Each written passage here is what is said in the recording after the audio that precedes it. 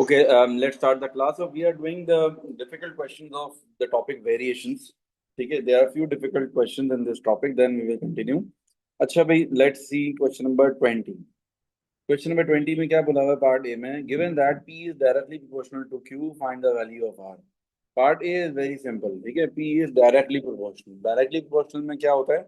Y is equals to KX. ठीक है.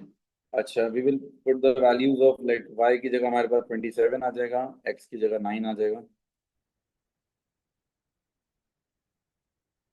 ठीक है, p is directly proportional to q.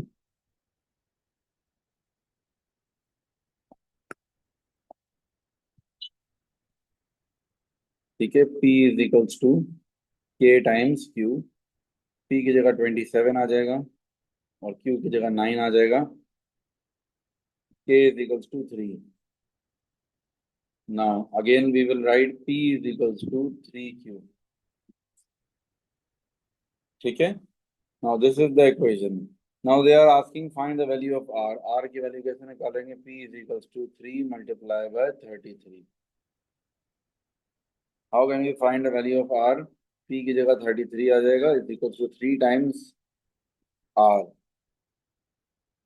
R is equals to 11. ठीक है, value of r is 11. Then we will solve part B and C as well. ये थोड़ा सा tricky question है. ठीक है, part B. Complete the sentence below describing the relationship between x and y. x और y के बीच में एक रिलेशनशिप बताना. What is the relationship? देखो, रिलेशनशिप कैसे बताएंगे? This is book 1. देखो, रिलेशनशिप हम किस तरह बताएंगे? लेट्स से x की वैल्यू 2 से 10 पर जा रही है. कितने times? It is going 5 times. और y की वैल्यू क्या हो गई? 25 से 1 पर आ गई. It was multiplied by 5 times and now this is divided by 25 times.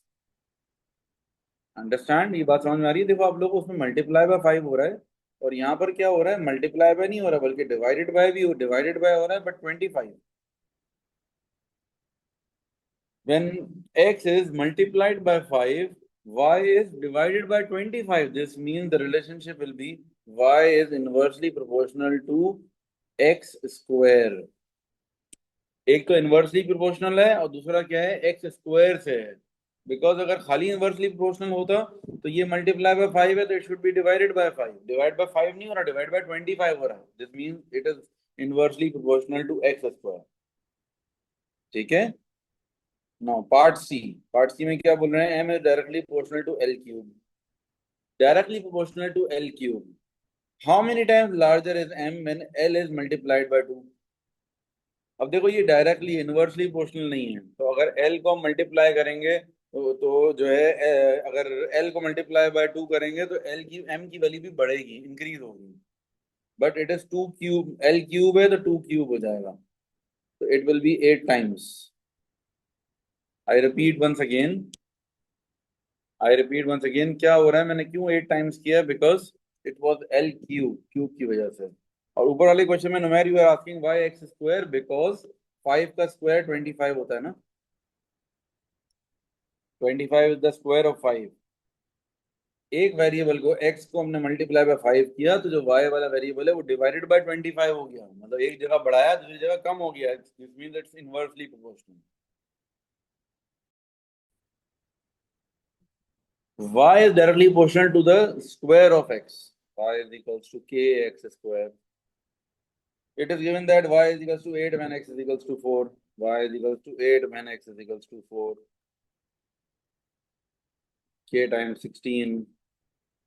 So k is equals to 1 upon 2. Now the question will be y is equals to 1 upon 2 x square. अब x की value 3 है. 1 upon 2 into 3 square. So answer is 9 upon 2, which means 4.5.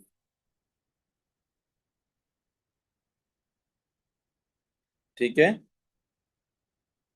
Now look at part B. Part A was very simple, तो आसान था. Part B is tricky. P is inversely proportional to Q square. P is inversely proportional to Q square. It is known that P is equals to 15 for a particular value of Q. Write down the value of P when this value of Q is doubled. देखो inversely proportional में क्या होता है, एक चीज को double करते हैं, दूसरी चीज क्या हो जाती है, मतलब एक चीज को मल्टीप्लाई बाय टू करोगे, दूसरी चीज उसकी ऑपोजिट चीज डिवाइड बाय टू हो जाएगी। लेकिन इन दिस केस क्योंकि यहाँ पर प्रोपोर्शनल टू क्यू है, P is inversely proportional to Q, तो अगर हम पी को डबल करेंगे, ठीक है, find the value, write down the value of P when the value of Q is doubled, अगर क्यू की वैल्यू को डबल करेंगे पी की वैल्यू क्या हो जाएगी, हाफ हो जाएगी, 15 डिवाइड बाय 2 हो जाएगी। ठीक है, I repeat once again, because it is inversely proportional, ठीक है, स्क्वायर नहीं है, अगर स्क्वायर होता तो डिवाइड बाय 4 हो जाती है। ठीक है, P is inversely proportional to Q, अगर Q की वैल्यू को हम डबल कर रहे हैं तो P की वैल्यू क्या हो जाएगी, हाफ हो जाएगी। इनवर्सली प्रोपोर्शनल में ऑपोजिट रिएक्ट करते हैं, अगर एक चीज को मैं मल्टीप्लाई बाय 2 कर रहा हूँ, दूसरी चीज डिवाइड बाय 2 हो जाएगी, रिएक्शन इज ऑपोजिट। ठीक है, 25, y varies inversely as the square of x, y is equals to k upon x square। ठीक है, first part is very simple, I will not do it, second part करते हैं। When x is equals to n, y is equals to p, write down an expression in for y in terms of p when x is equals to 2n। Again वही बात है, अगर x की value में multiply by 2 करूंगा तो y की value को क्या होगा, इनवर्सली प्रोपोर्शनल है, इट विल रिएक्ट ऑपोजिट, एक चीज को मल्टीप्लाई बाय 2 करो, दूसरी चीज डिवाइडेड बाय हो जाएगी, लेकिन 2 नहीं होगी बिकॉज यहाँ स्क्वायर की बात करी है, so it will B divided by, divide हो जाएगी। हम क्या बोलेंगे, y is equals to p divided by 4, this is the answer without any working, direct answer दे दो। ठीक है, ये मल्टीप्लाई बाय 2 हो रहा है, x की वैल्यू 2 से मल्टीप्लाई हो रही है, तो y की वैल्यू डिवाइडेड बाय 4 हो जाएगी। वन भी कर लेते हैं, 1 मिनट लगे।